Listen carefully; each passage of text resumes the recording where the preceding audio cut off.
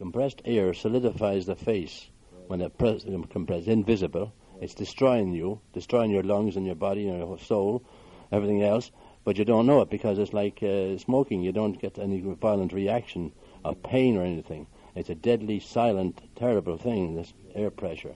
Originally, the biggest concern was the Benz disease and that type of thing that underground workers were getting because there was no real testing of the air quality, the pressure underground. Workers would get the same disease that divers would get, when they go when they come up too quick from being in great depths. I mean, when they came up, they would get the same bends, which is bubbles in the blood. It's serious. You have to be taken and put in a chamber to be decompressed again. And you have to go through the tests and go into the chamber, and it's scary when you're in that for the first time because it's steel and you hear all the air coming in and filling up, and you have to inhale it, or your ears sometimes don't open, then you have to swallow it. If you're on a plane, sometimes you've only a quarter of a pound of air there or less, and the way your ears pop. And Jerry Gallagher, in the early years, they were working 12 hours or 10 hours or 9 hours a day under air pressure.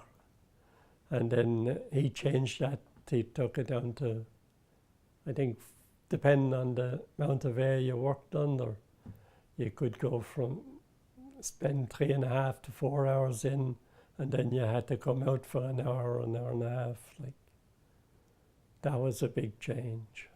And at that time, nobody knew anything about compressed air. There was 50 pounds of air and there was people going into work on it.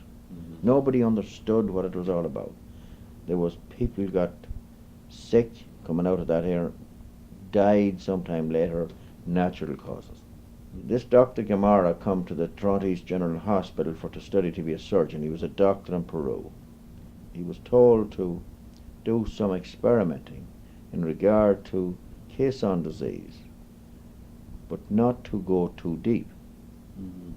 Well, Dr. Gamara began to see the type of thing that was there and did go deep. Mm-hmm. Went much too deep for the liking of the medical, the college here of doctors, you see. And as a result, he never was able to pass his exams, even though he wrote them about 5 times. They told him not to give any information to Gallagher or Riley at the union, period. Right. Give them no information. And he said, I can't do anything if I don't have their help. Mm-hmm. Well, they said, don't do anything. Well, this was too important to Gamara for to let go. Right.